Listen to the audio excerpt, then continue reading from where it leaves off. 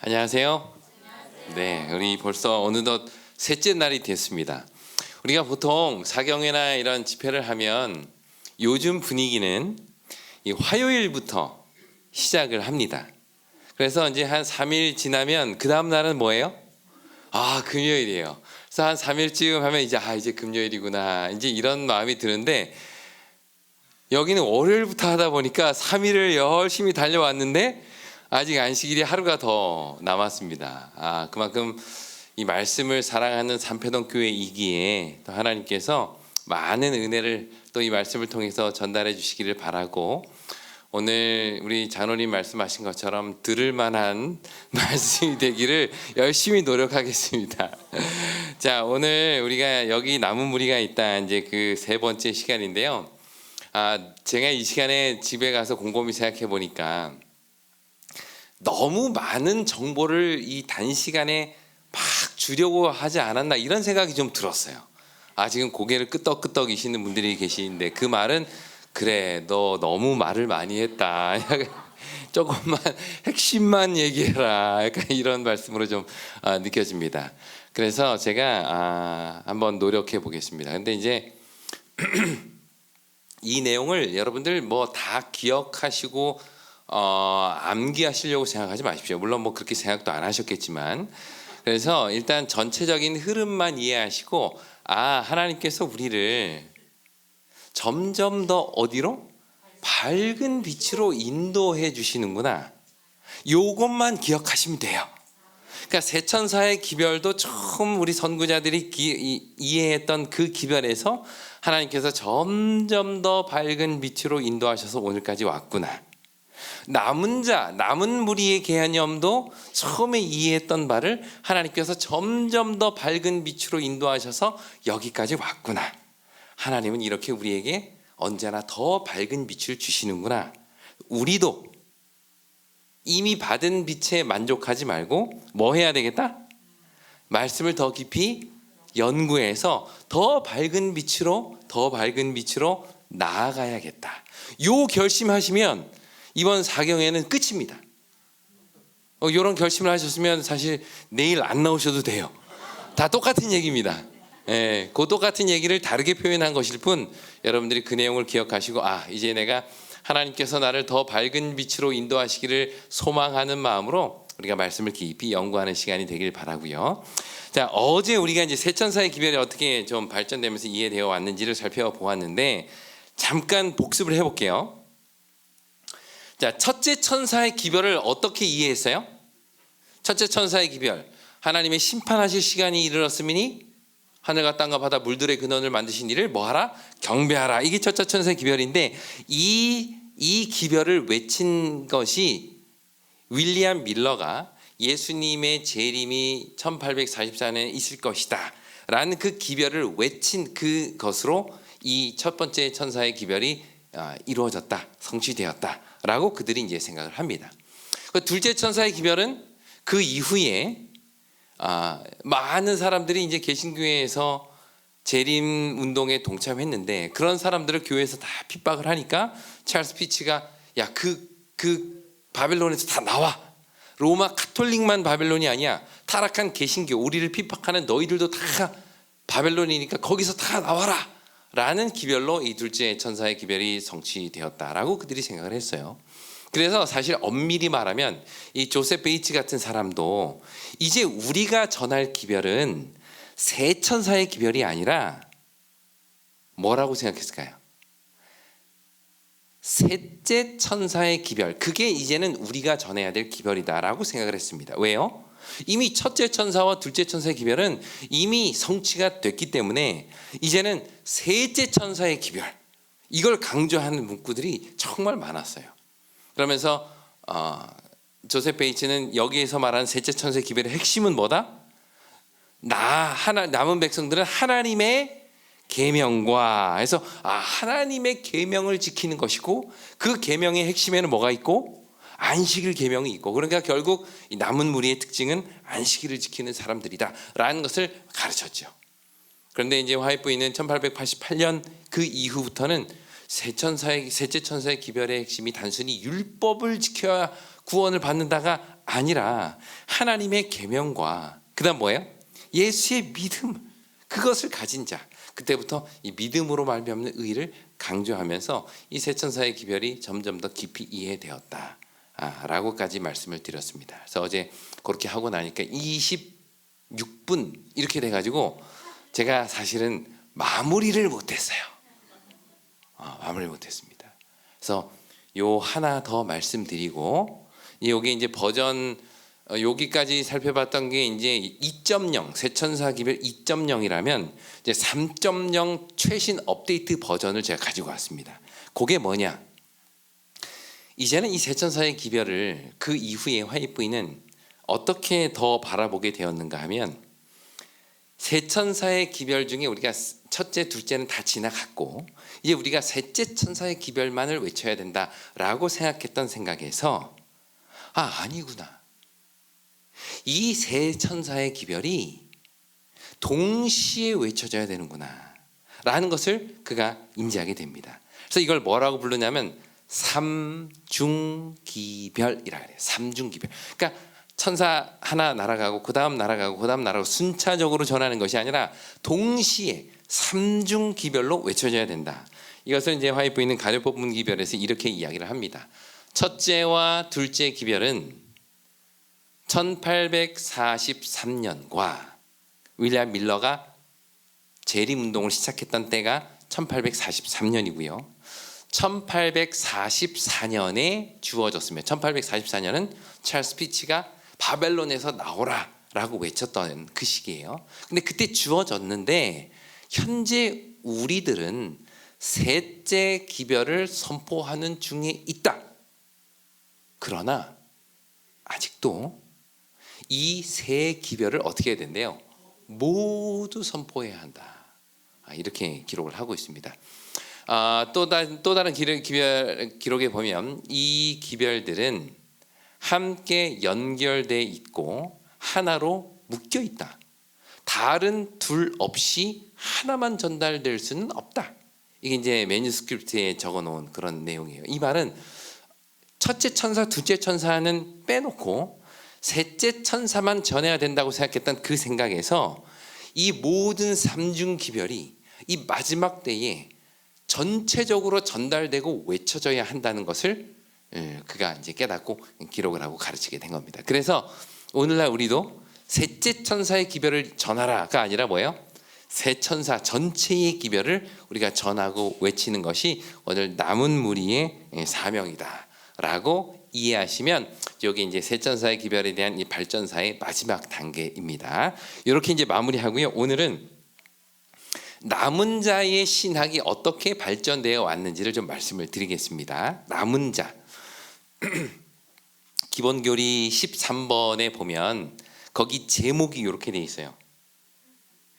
남은 자손과 그 사명. 이게 우리 재림교회가 가지고 있는 28개의 기본 교리 중에 13번째입니다. 그 내용을 한번 제가 읽어볼게요. 세계적 교회는 그리스도를 진실히 믿는 모든 사람들로 구성되어 있지만 마지막 시대, 즉 배도가 만연한 시대에 한 남은 자손이 하나님의 계명과 예수 믿음을 지키도록 불러냄을 받았다. 이 선포는 요한계시록 14장의 세 천사로 상징되어 있다. 모든 신자들은 이 전 세계적인 증거 활동에 각자의 역할을 담당하도록 요청을 받고 있다. 자, 여기 보시면 두 개의 무리가 이렇게 나눠져 있어요. 하나는 세계적인 교회가 있습니다. 여기서 말하는 세계적인 교회란 우리 교단에 속해 있지 않은 전 세계적인 모든 그리스도인들을 의미하는데, 그 모든 그리스도를 신실히 믿는 사람들은 다 그 사람들도 하나님의 백성이고 구원받을 자녀임에는 틀림없지만 그 외에 마지막 때에 이 배도가 가득한 이 시기에 세 천사의 기별을 전해야 할 아주 특단의 무리를 하나님께서 가지고 계시다. 그게 남은 자손이고 그게 바로 누구다? 그게 우리 제7일 안식일 예수 재림 교회다. 이게 우리 재림 교회가 가지고 있는 남은 무리에 대한 생각입니다. 자, 여기까지 이제 이해하시고 지금 요게 가장 최근 업데이트된 그래도 가장 공식적인 문서에서 우리 스스로를 남은 자손으로 이야기하고 있는 것이에요. 자, 여기서 보면 알 수 있겠지만 이 남은 자손이라는 것은 남은 자들만 구원하기 위한 남은 자손인가요? 다시 한번 질문을 드려볼게요.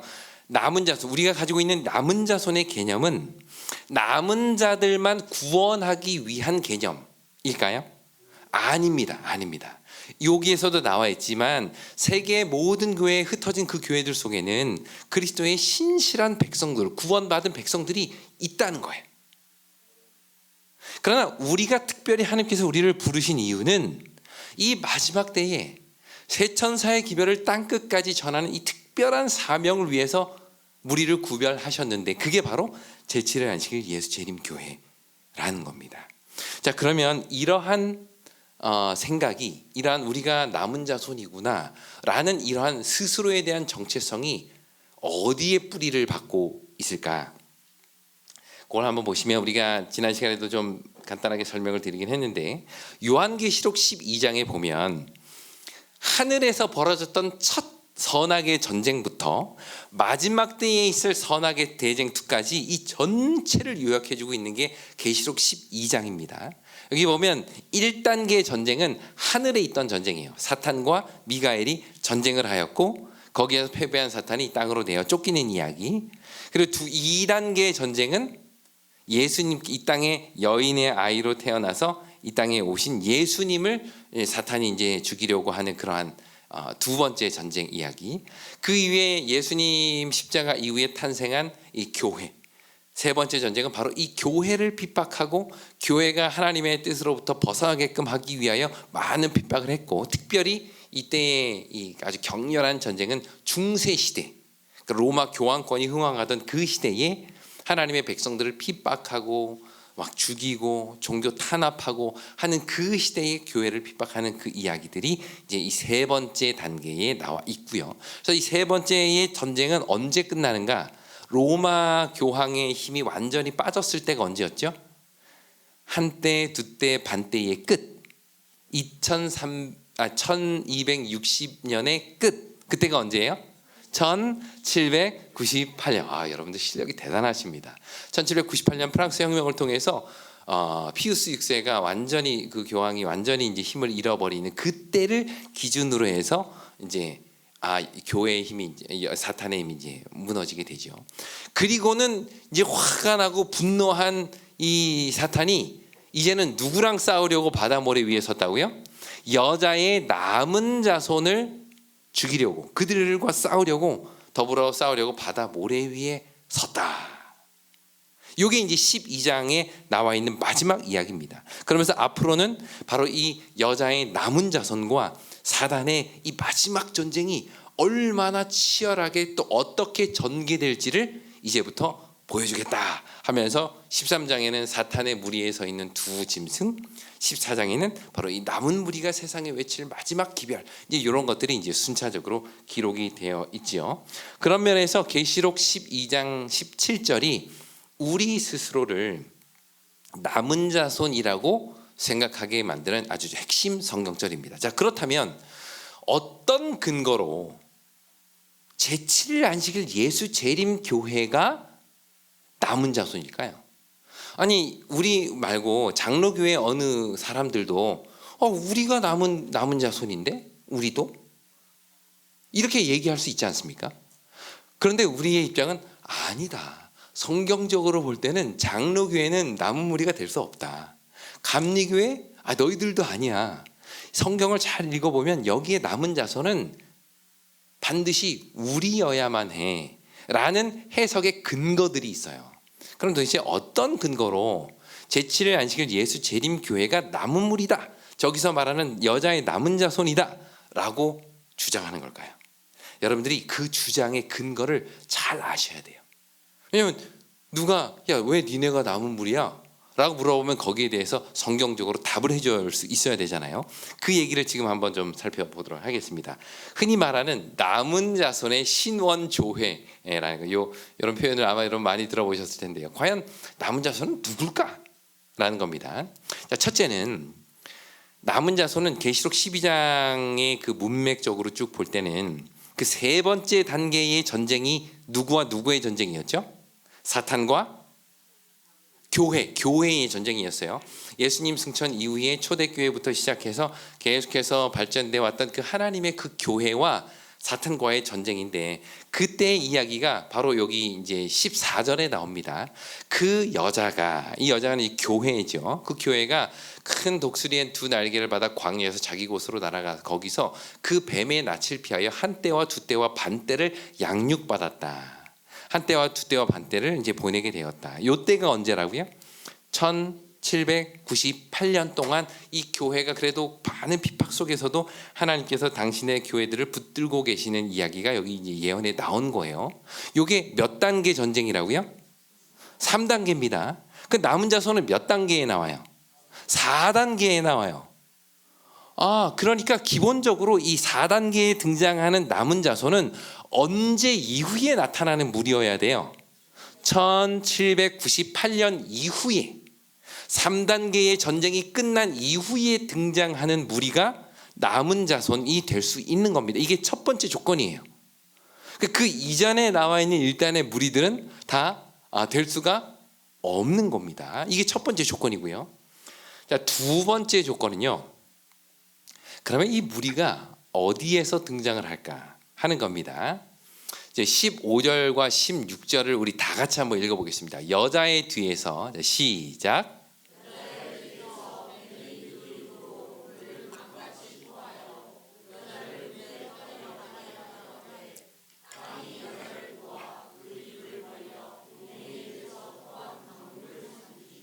네, 여기 보니까 이제 중세 시대에 유럽에 있는 하나님의 교회들을 많이 핍박을 해서 어디 오갈 데가 없을 때 그 하나님의 백성들이 마침내 어디로 이주하게 돼요? 신대륙 미국으로 이제 이주를 하게 됩니다. 청교도부터 시작해서 그 미국 동부 쪽으로 많은 개신교들이 그쪽으로 이동을 해서 거기에서 그들의 나라를 만들게 되는 거예요. 그래서 여기 땅이 여자를 도와서 살게 되었다라는 표현이 바로 이 미국 신대륙이 발견되고 많은 청교도들이 그곳으로 이제 옮겨가면서 그리스도인 신앙들을 계속해서 이어갈 수 있게 되었다는 겁니다. 그러니까 요 문맥적으로 보면 바로 이 그 다음 단계에 등장하는 남은 무리, 여자의 남은 자손이니까, 여자의 자손이니까 지리적으로 볼 때는 어디에서 시작이 되어야 된다는 거예요? 이 미국 땅이 여자를 도와서, 여자가 이제 땅으로 갔으니까 그 여자의 남은 자손은 이 미국 땅에서 시작되어야 될 일단의 무리라는 겁니다. 이게 두 번째 조건이에요. 첫째는 1798년 이후에 등장하는 무리고, 두 번째는 미국이라는 지리적 조건 안에서 등장하는 무리가 바로 남은 자손이다라는 겁니다. 세 번째는요. 여기 남은 자손의 특징을 이야기하는 걸 보니까 하나님의 계명을 가진 자다. 하나님의 계명을 지키는 자다. 하나님의 계명은 이제 온전히 10계명을 포함한 이제 하나님의 계명을 의미하는 것인데, 그 10계명을 온전히 지키는 교회가 어디가 있을까요? 일단 여러분도 잘 아시다시피 가톨릭이 보는 성경과 우리가 보는 성경이 좀 다른 부분이 있어요. 우리는 성경이 총 몇 권이죠? 66권입니다. 그런데 가톨릭에서 보는 성경은 여기 한 7권 정도가 더 추가가 돼 있어요. 그러니까 고대 그 헬라어로 번역된 72역 성경의 전통을 받아서 가톨릭은 7개의 우리가 흔히 말하는 외경, 성경 정경 말고 그 외의 것, 외경이 포함되어 있습니다. 근데 우리는 이제 66권의 성경을 가지고 있는데 그 차이뿐만 아니라 가톨릭 성경에는 뭐가 박혀 있어요? 10계명이 박혀 있어요. 뭐가 박혀 있죠? 네, 두 번째 계명이 뭐예요? 뭘 만들지 말고 섬기지 마라? 우상 만들지 말고 우상 섬기지 마라. 이게 10계명에 나와 있어요. 근데 가톨릭에 가보면 그런 신상들이 많이 있지 않습니까? 그래서 이것을 없앴어요. 둘째 계명이, 그들의 성경을 보면 둘째 계명에 우상에 대한 계명이 없습니다. 그럼 몇 계명이 되는 거예요? 그걸 없앴으니까. 9계명이 되는데 10계명인데 9계명으로 하긴 어렵잖아요. 그래서 어떻게 해요? 마지막 10번째 계명을 이게 2개로 나눠가지고 10개를 맞힌 거예요. 그 또 하나의 차이점이 있습니다. 뭐예요? 4번째 계명이에요. 안식일에 대한 계명을 뭐라 바꿨어요? 주의를 지키고 라고 아주 짧게 그냥 끝내버립니다. 그러니까 하나님의 계명을 온전히 이해하고 지키고 순종하며 살아가는 일단의 무리, 안식일 기별을 포함하여 이 기별에 따라 살아가는 그러한 무리가 바로 남은 자손의 중요한 특징 중에 하나라는 거예요. 그리고 마지막 네 번째는요, 하나님의 계명과 뭘 가진 자? 예수의 증거를 가진 자. 여기서 말하는 예수의 증거가 뭘까요? 이 예수의 증거라는 동일한 표현이 계시록 19장 10절에 똑같이 나오는데, 이 예수의 증거가 뭔지를 설명해 주고 있습니다. 그러면서 하는 이야기가 예수의 증거는 뭐다? 예언의 영이다, 이렇게 표현하고 있어요. 그래서 재림교회는 이것을 어떻게 이해하는가? 이 남은 무리들에게 하나님께서는 특별한 예언의 선물을 주셨고, 그 예언의 선물을 통해서 이 마지막 때의 기별이 온 세상에 선포될 수 있도록 특별한 어떤 예언의 선물을 주신 무리, 그게 남은 자손이다 라는 겁니다.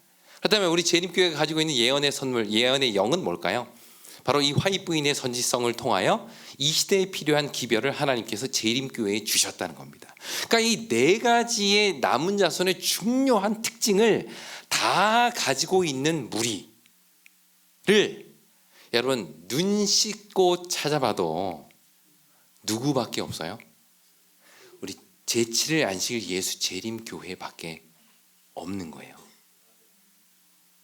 이것이 우리 재림교회가 스스로를 가리켜 남은 교회다, 남은 무리다 라고 당당하게 이야기하는 근거입니다. 그런데 이런 남은 무리의 어떤 신학, 남은 자의 신학, 스스로를 남은 무리라고 생각하는 이 생각도 점점 발전된 걸까요? 아니면 처음부터 그렇게 이해한 걸까요? 정답은 발전된 거죠. 점점 더 어디로? 밝은 빛으로 이해되어 온 거예요. 그래서 오늘은 그 부분을 좀 설명을 드리도록 하겠습니다. 남은 자, 우리가 남은 자야, 남은 무리야 라는 인식을 우리 그 선구자들 중에, 우리 재림교회 선구자들 중에 가장 먼저 한 사람은 이 조셉 베이츠라는 사람이에요. 여러분, 조셉 베이츠 하면 딱 하나 떠오르는 거 요것만 있으시면 돼요. 조셉 베이츠 하면 뭐예요? 안식일. 조셉 베이츠는 안식일이에요. 안식일. 이 안식일 기별에 대해서 아주 깊은 조예가 있고 여기에 대한 연구를 많이 했을 뿐만 아니라, 그는 마지막 그 세천사의 기별의 그 마지막 하나님의 계명과 할 때 그 계명이 바로 안식일 계명을 포함한 10계명이고, 마지막 남은 자손의 가장 중요한 특징은 이 안식일을 지키는 무리다 라는 생각을 가지고 있었던 사람. 그래서 오늘날 우리가 이런 성경의 이해를 갖게끔 기초를 만든 사람이 바로 이 조셉 베이츠라는 사람입니다. 그런데 이 당시에 우리 이 재림 교회가 이제 시작하기 전입니다. 재림 교회가 1863년에 시작이 되었는데, 그 이전에 이 재림 교회의 선구자들은 뭐라고 이해를 했는가 하면, 그 내용을 이해하기 위해서는 이 닫힌 문 개념과 열린 문 개념을 좀 이해하실 필요가 있어요. 내용은 어렵지 않습니다. 간단합니다. 이런 거예요. 윌리엄 밀러가 재림운동을 막 했습니다. 예수님이 1844년에 재림하십니다. 그 이야기를 막 나누고 다녔어요. 수많은 사람들이 그 재림운동에 동참을 합니다. 그런데 이 윌리엄 밀러가 어떻게 이해했는가 하면, 마태복음 25장에 슬기로운 5 처녀와 어리석은 5 처녀가 있는데, 이 비유를 쭉 보니까 다들 졸고 잘 때 밤중에 소리가 나요. 어떤 소리가 나요? 보라, 신랑이로다, 맞으러 나오라. 이 외침이 이제 외쳐집니다. 이거 흔히 말하는 밤중 소리라고 이걸 표현해요. 밤중 소리. 밤중 소리가 납니다. 윌리엄 밀러는 이 밤중 소리를 뭐라고 이해했을까요? 1844년에 그 재림의 기별을 외치는 밀러의 그 재림 운동이라고 이해를 했습니다. 그 당시 거기에 동참했던 사람들은. 그런데 그 기별이 이제 외치고 나니까, 그러면서 어떻게 돼요? 10절에 보니까 그 말을 듣고는 막 사람들이 막 기름을 사러 갔는데 문이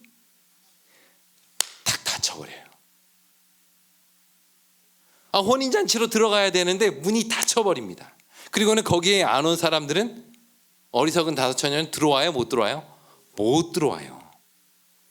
이걸 가리켜서 이 윌리엄 밀러는 어떻게 이해하고 가르쳤는가 하면, 이 재림 운동을 통해서 이 기별을 듣고 재림 운동에 동참한 사람들만 구원이 있고, 그렇지 않은 사람들에게는 구원이 없다라고 생각했어요. 왜냐하면 예수님이 1844년 10월 22일에 오시는데 그것에 동참 안 한 사람들에게 구원이 있을 수가 없는 거죠.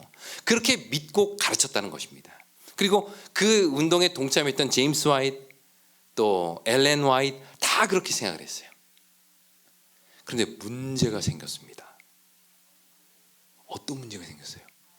안 온 거예요, 예수님이. 아니, 문은 닫혔는데, 이 해석상 문은 닫혔는데, 그래서 더 이상 문이 닫혔다는 말은 더 이상 사람들이 뭐 할 수 없어요? 들어갈 수 없어요. 그 말은 내가 더 이상 회개할 수가 없는 거예요. 그래서 이 윌리엄 밀러와 그 당시에 같이 동참했던 사람들은 마태복음 25장의 이 밤중 소리, 보라 신랑이라다 맞으러 나오라, 이 소리와 다니엘서 8장 14절에 성소가 정결하게 되는 거, 그리고 요한계시록 그 첫째 천사의 기별이 다 같은 거라고 생각했어요. 그리고 이게 다 재림의 기별을 외치는 것이고, 이미 이 기별을 받아들이지 않는 사람들에게는 구원의 그 문이, 회개의 기간이, 은혜의 기간이 다 끝났다, 이제 더 이상 문이 딱 닫혔다 라고 이해를 했다는 겁니다. 그런데 문제는 예수님이 안 오신 거예요. 그러면 이제 해석을 바꿔야 되겠죠. 여러분들 같으면 지금까지는 닫힌 문으로 생각을 했어요. 1844년 10월 22일 이전에 재림운동에 동참했던 사람들만 구원이 있고, 그 문 밖에 있는 사람들은 구원이 없다라는 생각을 그들이 가지고 있었는데, 그날 예수님이 안 오셨네요. 그러면 여러분들 같으면 닫힌 문을 고집하시겠습니까? 아니면 열린 문을 주장하시겠습니까? 열린 문 주장하시기, 나는 이제 여러분들이 이제 재림 운동에 동참했던 사람이에요. 근데 대실망을 했어요. 그러면 이제 나는 생각을 바꿔서 이제부터는 아직도 문이 열려 있는 것 같아. 여전히 사람들에게 회개하고 구원받을 수 있는 기회가 있는 것 같아. 이건 열린 문 쪽. 닫힌 문은 아니야. 그날 예수님이 재림하지 않았어도 여전히 구원받는 사람들은 이 재림 운동에 동참했던 사람들만 구원을 받아. 그 외의 사람들은 아니야. 이게 이제 닫힌 문 사람들이에요. 자, 나는 열린 문 그룹으로 가겠다. 열린 문 그룹으로 가겠다. 대부분이 열린 문 그룹으로 내리시고요. 나는 여전히 닫힌 문 그룹에 있겠다. 한 분도 안 계세요? 닫힌 문 그릇에 남으실 분이 아무도 안 계세요? 그 당시에 보면 열린 문 그룹과 닫힌 문 그룹이 가장 이렇게 아주 분명하게 나눠져 있어요. 재림운동에 동참했던 사람들 중에 열린 문 그룹이 많았을까요? 닫힌 문 그룹이 많았을까요? 더 많았을 것 같으세요? 닫힌 문 그룹이? 근데 여기는 열린 문이 훨씬 많잖아요. 네? 역시 깨어있는 삼패동 교회. 네, 좋습니다. 근데 이때 당시 이분들도 좀 깨어 계셨던 것 같긴 해요. 이 당시에 거의 대부분의 사람들이 다 열린 문 쪽에 들어갑니다. 왜냐하면 이제 문이 닫혔어요. 근데 예수님은 안 왔네? 그러면 사람들이 더 이상 회개할 수 없다? 이거 납득하기 어려운 거예요. 그래서 그 당시 이 조슈아 하임즈라는 사람을 중심으로 미국 뉴욕주 알바니라는 곳에 사람들이 모여가지고, 거기에서 이제 큰 열린 문 사람들, 대부분의 사람들이 모여가지고 거기서 집회를 했는데, 거기 집회의 핵심이 뭐였는가 하면, 이 닫힌 문들은 어찌 보면 광신주의적인 생각을 가지고 있는 사람들이니까 여러분들 절대 닫힌 문 생각 거기 가지 마십시오. 이게 이제 그들의 논의의 중심 주제였어요. 그 알바니 자리에 제임스 화이트와 엘렌 화이트이 참여했을까요? 그 자리에 있었을까요? 이 두 사람은 거기 가지 않았어요. 그 말은 엘렌 화이트와 제임스 화이트는 어느 그룹에 속한 사람이었을까요? 열린 문 그룹이 아니라 닫힌 문 그룹이었어요. 열린 문 그룹의 주장은 이런 겁니다. 1844년에 그들이 재림을 기다렸어요. 근데 성경이 말하는 이 재림은 너무 분명하지만 그 날짜가 1844년이 아니라는 거예요. 그러니까 여전히 그 예수님의 재림은 미래의 사건이고, 그러니까 그 사건이 오기 전까지는 여전히 문은 열려 있고, 그러므로 많은 사람들이 여전히 뭐 할 수 있는 기회? 회개하고 구원의 백성의 대열에 참여할 수 있는 기회가 여전히 열려 있다. 이게 열린 문 쪽 입장입니다. 근데 닫힌 문 쪽 입장은 어떤 주장인가 하면, 아니야, 이 다니엘서 8장 14절에 2300주야의 끝은 1844년 10월 22일이 맞아. 날짜는 맞다는 거예요. 그럼 뭐가 틀렸다는 거예요? 이 사건 성소가 정결하게 되겠다라는 이 사건이 재림은 아니구나 라는 생각을 가지고 있던 한 무리가 있었고, 그러니까 닫힌 문 안에, 또 닫힌 문 안에 어떤 그룹이 있었는가 하면 둘 다 맞아. 날짜도 맞고 재림도 맞아. 그런데 예수님의 재림이 있긴 있었는데 영적으로 재림하셨어, 우리 마음속에. 근데 이런 영해주의자들이 있었어요. 그러니까 닫힌 문 그룹도 두 개로 나눠져 있는데 예수님의 재림이 영적으로 있었다라고 주장하는 사람의 무리가 있었고, 다른 한쪽은 아니야, 날짜는 맞지만 이 성소가 정결하게 된다는 게 재림은 아닌 것 같아 라는 무리가, 이쪽에 한 무리가 있었어요. 가장 적은 수의 무리가 바로 이 무리인데, 우리 재림교회의 선구자들은 바로 이 무리, 닫힌 문 중에도 요 무리에 속해 있던 사람들이었습니다. 그러니까 대실망 이후에도 여전히 그들의 마음속에는 더 이상의 은혜의 기간은 없다. 그러면 이제 우리가 해야 될 역할은 뭐냐? 재림운동에 동참했던 사람들이 끝까지 믿음을 잃지 않고 예수의 재림을 준비하도록 그들을 돌보고 그들을 목양하고 그들을 교육하고 관리하는 거, 이게 우리의 역할이지 다른 사람들에게 복음을 전하는 것은 우리의 역할은 아니다 라는 생각을 그들이 초기에 가지고 있었습니다. 그게 바로 닫힌 문이에요. 그러니까 남은 무리는 바로 그런 사람들, 닫혀있는 사람들, 이미 딱 정해져 있는 그러한 사람들인 것이죠.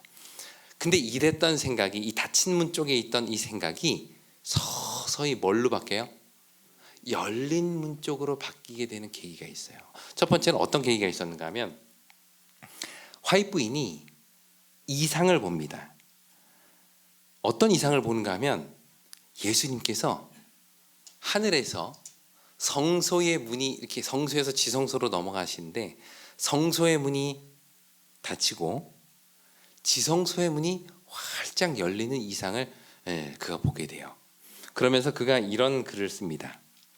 나는 예수께서 성소의 문을 닫으셨으며 아무도 그것을 열 수 없고 지성소의 문을 여셨으며 아무도 그것을 닫을 수 없다는 것을 보았다. 그러니까 화이트 부인은 이 하늘 성소에 대한 이해를 하면서, 하늘 성소의 지성소 봉사가 예수님이 이제 시작이 되었다는 것을 그가 이해하면서, 아, 이게 닫힌 문의 생각이 잘못된 것이구나라는 것을 그가 깨닫게 됩니다. 초기 문집에도 이런 말씀이 있어요. 나는 예수께서 거룩한 방의 문을 닫으시는 것을 보았다. 어떤 사람도 그것을 열지 못한다. 그 후 그분은 가장 거룩한 곳의 문을 여셨다. 지성소의 문을 여셨다는 거예요. 그리고 어떤 사람도 그 문을 닫지 못한다. 이 말은 이것이 이제는 더 이상 다른 사람에게는 구원이 없어라는 닫힌 문 개념에서 열린 문으로 전환된 것을 바로 이 성서 봉사의 그 이상을 통해서 화이트 부인의 생각이 이제 서서히 바뀌어가게 됩니다. 근데 이 화이트 부인의 이상뿐만 아니라 되게 현실적인 딜레마도 있었어요. 어떤 딜레마가 있었을까요? 닫힌 문이에요. 더 이상 이 재림운동에 동참했던 사람들 외에는 구원을 받을 사람이 없어요. 1844년 10월 22일 이후로는 여기에 들어올 수가 없는 거예요. 문이 닫혔기 때문에. 근데 점점 시간이 지나갑니다. 그리고는 점점 어떤 사람들이 생겨나요? 우리의 신앙의 어떤 믿음에 동참하는 사람들이 점점 늘어나요. 그런데 그 중에는 1844년 10월 20일 뭐예요? 그 재림 운동에 동참하지 않았던, 그때 그런 기별조차 있는 줄도 몰랐던 그런 사람들이 나중에 이 교회의 어떤 성경의 가르침을 듣고 믿음의 고백을 하고 이 신앙에 동참하는 사람들이 생겨나는 거예요. 근데 제임스 와이시 볼 때 얘네들한테는 구원이 없는데 이상하다. 어떻게 이걸 깨닫고 여기로 넘어왔지? 문은 분명히 닫혔는데. 이런 현실적인 딜레마를 그들이 겪게 됩니다. 그래서 리비언 헤럴드에 이 제임스 와이시 이런 글을 써요. 우리가 가르치는 이 열린 문은 듣는 귀를 가진 이들과 예수 그리스도를 통하여 구원을 찾은 이들을 초대했다. 예수께서 이 세상 모든 것 중 가장 거룩한 곳을 열었다는 관점은 대단히 영광스러운 것이었다. 여기서 제임스 와이스는 분명히 이야기합니다. 화이트 부인이 봤던 그 예수님께서 지성소의 문을 활짝 여셨다. 이것을 그는 열린 문으로 이해하고 마침내 이 우리 일단의 구원받을 무리, 이 남은 무리들 안에도 여전히 사람들이 새롭게 들어올 수 있겠구나라는 생각을 그가 갖게 돼요. 이와 마찬가지로 화이트 부인도 가래법문기별 1권에 보면 이런 글을 씁니다. 나의 형제 자매들과 함께 44시간이 지나면 나는 어떤 죄인도 더 이상 회심할 수 없다고 믿었다. 이게 그러니까 1844년 10월 22일이 되기 44시간 전에 있었던 것을 잘 고백을 하는 거예요. 하지만 나는 더 이상 죄인이 회심할 수 없다는 것에 대한 비전을 본 적이 없다. 그 말은 뭐예요? 여전히 문은 열려 있고 사람들이 이 안으로 들어올 수 있게 되었다는 더 밝은 빛의 이해를 그들이 갖게 된 것입니다. 얼마나 감사해요.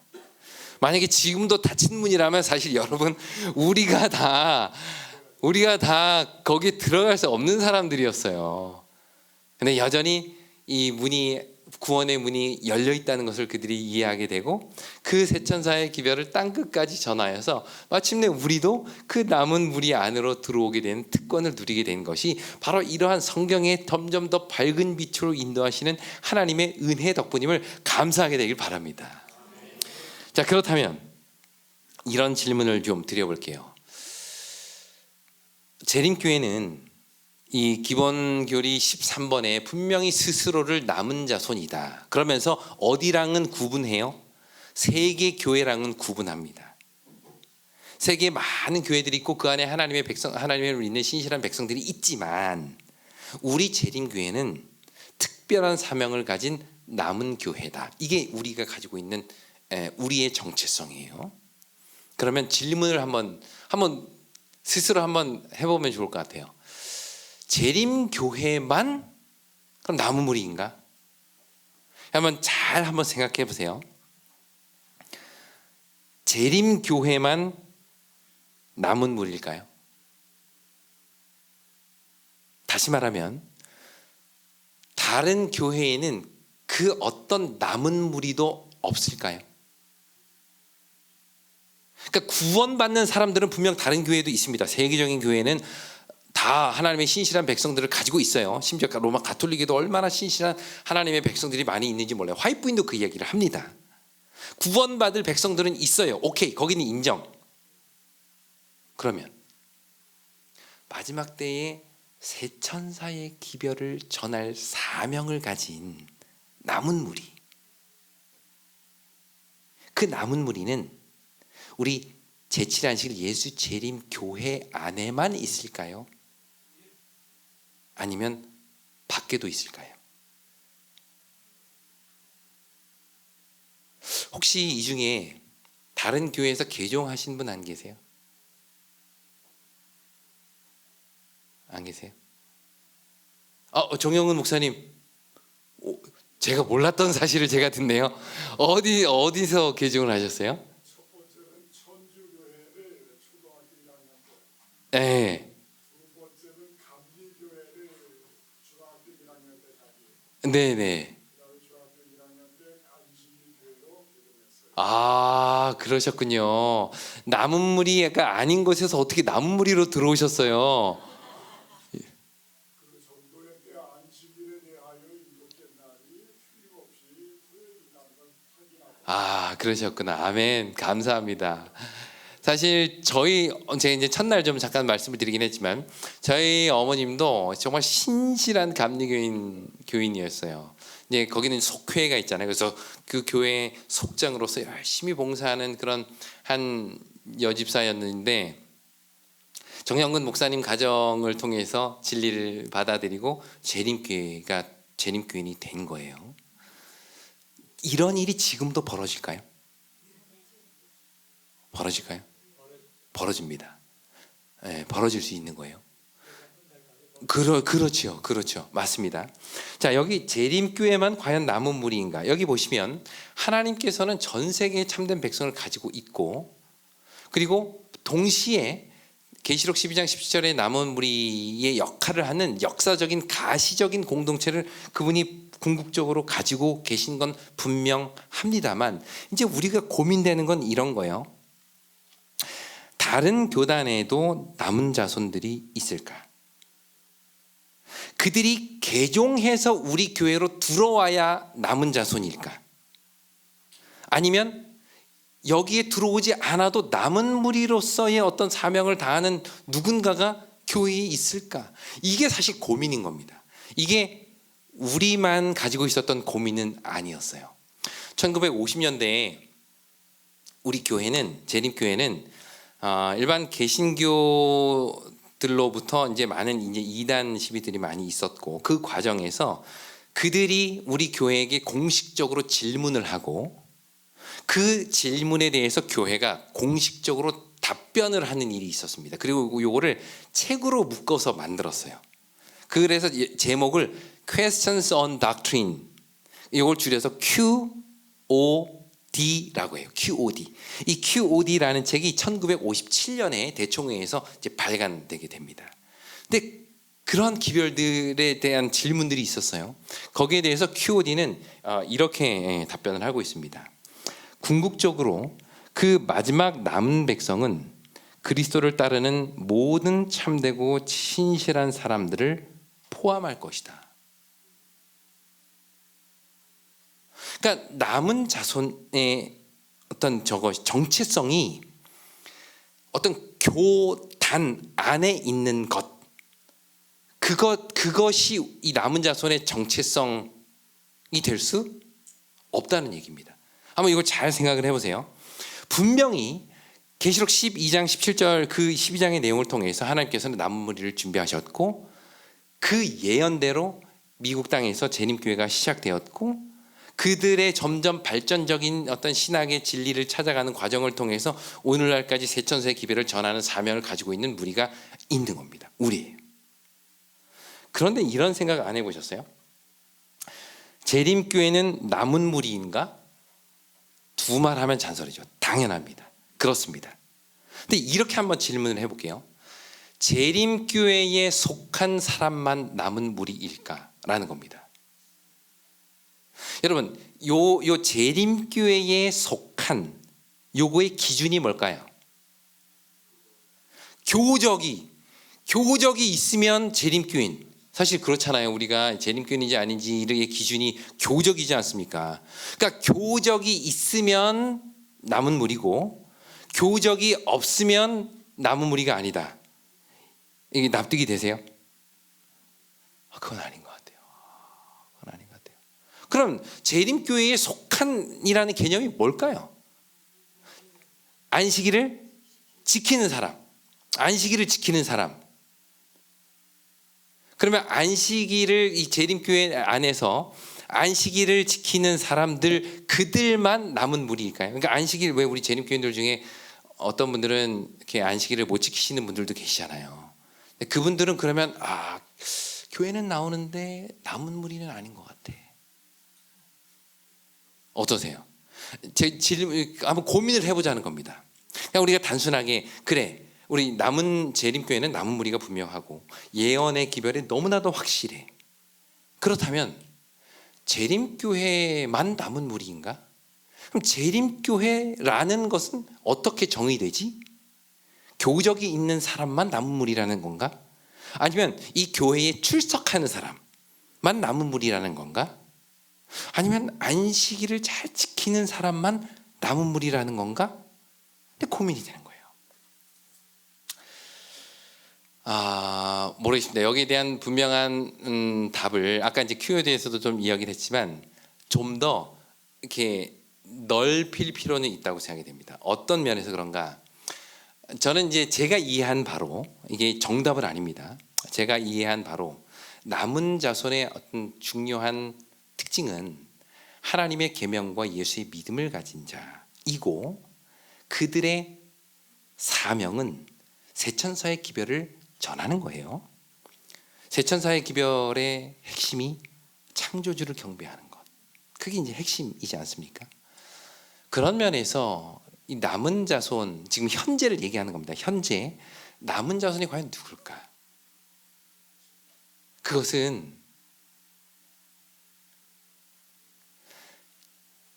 예수 그리스도의 복음 안에서 이 시대의 세천사의 기별을 이해하고 그 세천사의 기별을 외치며 전하는 그 사명을 가지고 살아가는 모든 이들이 결국은 남은 무리인 거예요. 바꿔 말하면 재림교회 안에서도 세천사의 기별이 뭔지, 내 삶의 창조주를 경배하고 살아가는 삶이 뭔지 아무런 관심도 없고 그냥 때 되면 안식일에 교회 왔다가 밥 주면 밥 먹고 돌아가는 많은 사람들이 있습니다.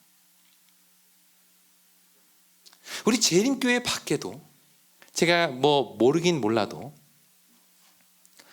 거기에서 진정으로 하나님을 사랑하고 창조주를 경배하며 하나님의 율법을, 하나님의 말씀을 더 깨닫기를 원해서 늘 말씀을 연구하는 자들이 있어요.